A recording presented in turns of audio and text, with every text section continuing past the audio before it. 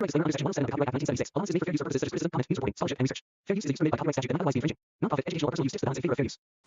At the beginning of the story, we are shown a boy named Mark who is doing water delivery work. No emotion of any kind could be read on his face. Looking at him, it seems as if he neither cares about anything. There is neither happiness nor sadness of something bad happening, nor fear of losing something. After finishing his water delivery work, Mark reaches a garage where an old man is already waiting for him. The old man tells Mark, "Today is my last day at work. From today onwards, you will take over my work." Saying this, the old man leaves from there. After that, Mark goes to his cabin and sits.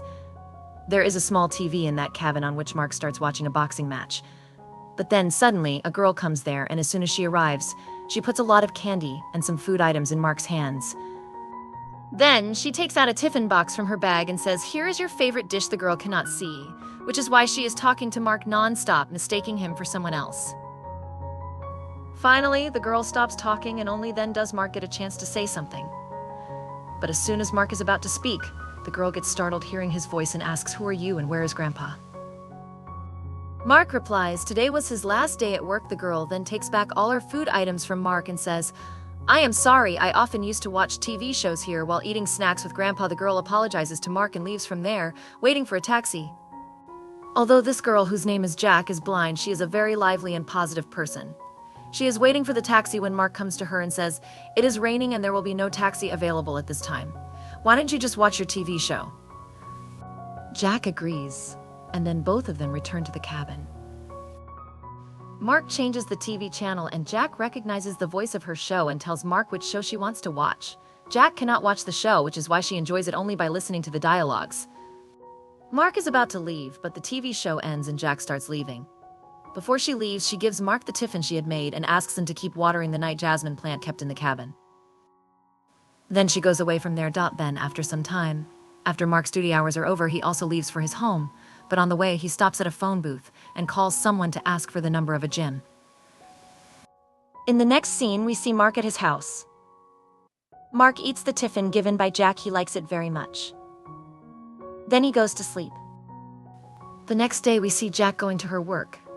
Jack works in a call center where she has to work harder than others because she cannot see, which is why it takes her more time to provide service to the customers. Similarly, even today, a customer disconnects the call in anger due to the delay in Jack's service. Jack's co-worker tells her that there is no need to behave nicely with such rude people. Then her boss, Mr. Ma, comes there and says that it is the rule of our company to talk nicely to the customers. Jack's co-worker gets back to her work, and Mr. Ma comes near Jack and puts his hand on her shoulder to inquire about her well-being in a very friendly manner. Then he leaves from there. As soon as he leaves, we see some changes in Jack's expression, and this scene cuts. Now we see a boxing match taking place, which is a training match in a gym where these trainees are being trained by Coach Bank. Then Mark comes there. Coach Bank, Mr. Choi, and Mark's 3 other office workers are present. Mark starts apologizing to Mr. Choi, but Mr. Choi is not even ready to listen to Mark. He gets angry at Mark and says, "I gave everything to you." And what was the result? Mr. Choi leaves the place, saying that he couldn't even feed his child. However, he is very happy to see Mark there, so he takes Mark to meet the other trainees of his gym and introduces Mark to them. While introducing Mark, he says that Mark has been the national champion of his time. At that time, no one could stand in front of him. Then a trainee says, "Yes, you are right. He beat me badly in the final of the national championship." Coach Bank gets excited and says to Mark, "Oh yes, meet him. This is Tai Sik. Now he is not as weak as before. Now he can give you a good fight." Tai Sik challenges Mark to a boxing match to get rid of his years of anger, but Mark refuses and leaves from there. In the next scene, we see Mark and Jack watching a TV show again. Today, Jack complains that there is a bad smell here and opens the windows. It didn't matter to Mark how neat and tidy he was and whether he wore clean clothes or not. Today, when Jack complains, he starts feeling awkward. After that, while watching TV, Jack starts asking about the characters of the show, like what are they wearing, what is their hairstyle, and what are their shoes like. Mark explains everything in detail, but while Jang is enjoying the show, Mark is pinching himself the whole time, and she realizes he is telling the truth. Mark doesn't pay much attention to his own cleanliness, so after the show, the first thing he does is wash his feet to reduce the smell. After that, when Jang is going back home, Mark returns her tiffin and then Jang leaves. In the next scene, Mark is waiting for Jang to arrive. Today, he has worn new shoes, opened the windows of the cabin, and dusted his clothes so that Jang would not smell anything unpleasant like last time. Jang reaches there, and like every day, both of them enjoy the show. When Jang starts heading home, a car passes by her, causing her to lose balance and fall. Some glass bottles nearby fall and break, injuring Jang's legs. Mark takes Jang to the hospital and then drops her off at her house. Jang, tired of walking on one leg, is carried on Mark's back to her home. In return, Jang gives Mark a ticket to a music concert and says he can go with his friends if he wants, but Mark says he doesn't have any friends. Jang asks if she can go with him.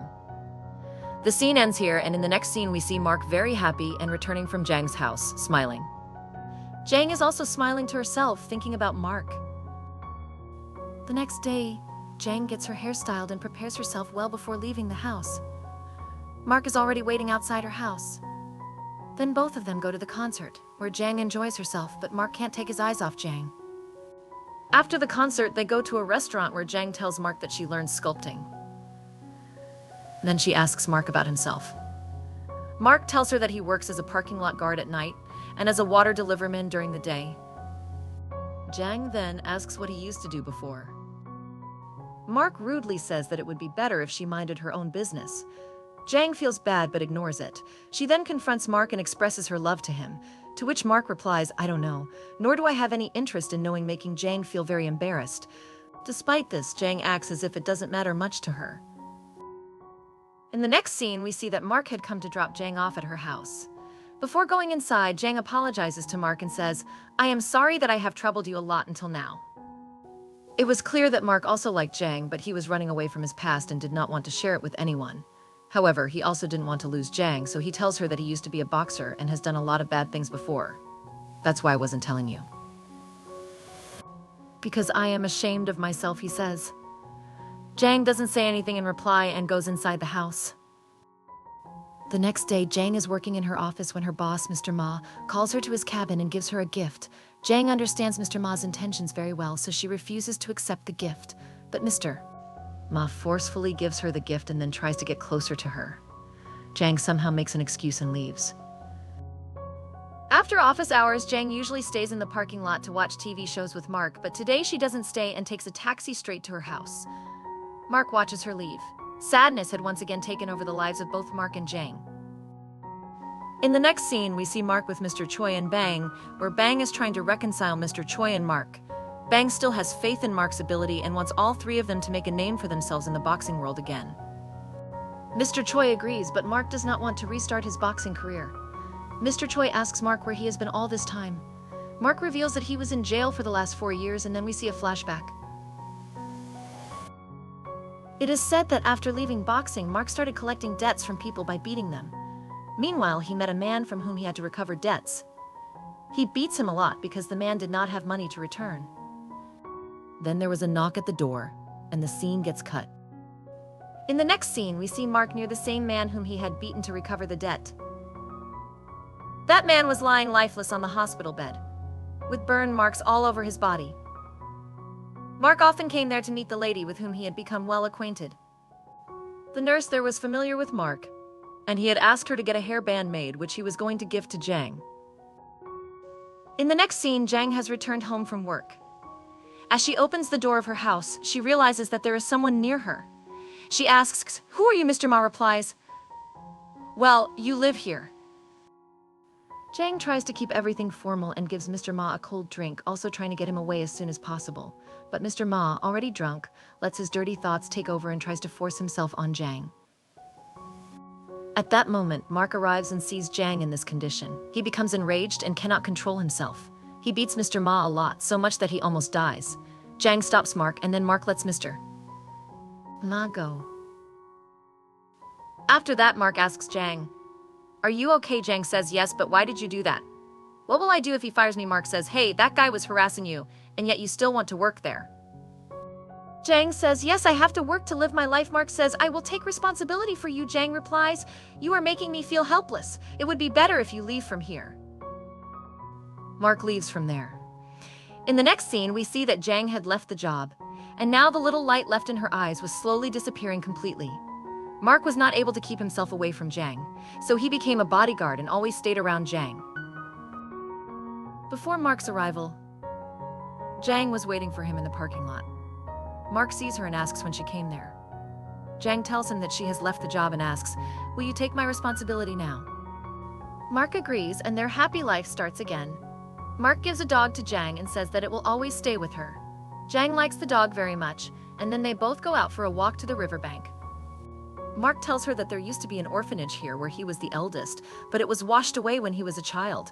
He often comes here for peace of mind. In the next scene, Mark comes to meet Mr. Choi. He agrees to restart his boxing career because he now has to take up the responsibility of Jang and wants to give her a good life. Mr. Choi agrees to sponsor Mark, and from here, Mark's life takes a new turn. During the day, he does a part-time job and trains. When he gets some time, he also repairs his house so that Jang does not face any problems at home. After that, he brings Jang to his house. Small changes in the house were a big deal to Jang, and she was very happy to notice all this.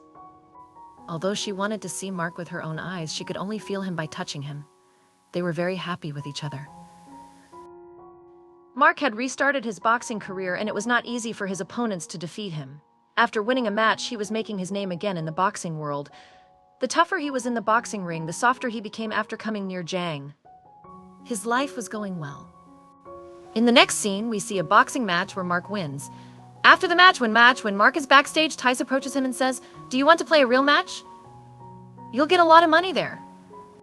But Mark refuses because he knew that Tice was a wrong person, and the actions he mentioned would also be wrong. The next day was Mark's day off, so Jang takes Mark with her to her mom and dad's cemetery and introduces him to them. Then, Jang tells Mark about her car accident. She tells Mark that 4 years ago on the 5th of May, she had gone on a family trip with her parents. While returning, it was raining heavily. Then we see a flashback scene. Jang is driving when she sees a building collapsing and a man covered in fire falling from a car. She gets distracted from the road and meets with an accident. Mark is shocked to hear this and remembers that this was the same day when the man died. He had gone to collect his money from the man. Someone had come to the door, so he went towards the door, but the man set himself on fire and jumped from the building. Jang saw this from below, and while trying to see what was happening, her car met with an accident. The police came to the door and arrested Mark for killing that man. The scene shifts back to the present, and we see that Mark is very upset and restless after learning this truth. He feels that he is also responsible for Jang's loss of eyesight. After this, when he returns home from the gym, he does not find Jang at home. He learns that Jang is in the hospital, so he goes to the hospital to take her home. Mark gets injured while doing kitchen work, which is why he had to come to the hospital. In the hospital, the doctor tells Mark about Jang's deteriorating eyesight and that the treatment must be done as soon as possible. If there is any further delay, Jang's eyesight will be lost forever and it will never come back. The treatment will cost a lot, but Mark is determined to get Jang's eyesight back somehow because he feels very sorry that Jang's happy life is shattered because of him. Mark goes to meet Tice and tells him that he is in dire need of money. In the next scene, we see that Mark has brought Jang out for a walk. Jang talks about the eye treatment and expresses her concern about the cost. Mark lies to her, saying that he has some savings, so Jang agrees to the treatment. In the next scene, Tice introduces Mark to a man who tells him about an illegal underground fighting match. The man warns him that it is going to be very dangerous and that he could even lose his life in it, so he should think carefully. Despite the risks, Mark takes the money from them and agrees to participate in the fighting match on their behalf. His boss says that this fight will be just like a normal fight, but if Mark is caught by the police, he will consider the job complete. The man gives Mark a fake name and password and leaves for the third island where the match is about to take place. Before going to the third island, Mark burns everything related to him from his house to ensure that even if he is caught, the police would never be able to trace back to Jang. After that, Mark admits Jang to the hospital for her operation and then departs for Thailand. In Thailand, Mark is met by some people who take him to the location of the match. There, Mark meets Tice, who takes him to the fight. Tice explains that there are no rules in this fight. It will end only when one of the fighters either dies or becomes unconscious. The fighter who remains standing until the end will be declared the winner. Mark enters the ring and the fight begins. Mark's opponent also enters the ring, and the match starts with Mark taking severe beatings. The rich man watching the fight realizes it is an illegal betting match. As the fight progresses, Mark is almost defeated, but he notices Tice smiling, which suggests that Tice instructed the fighters to kill him.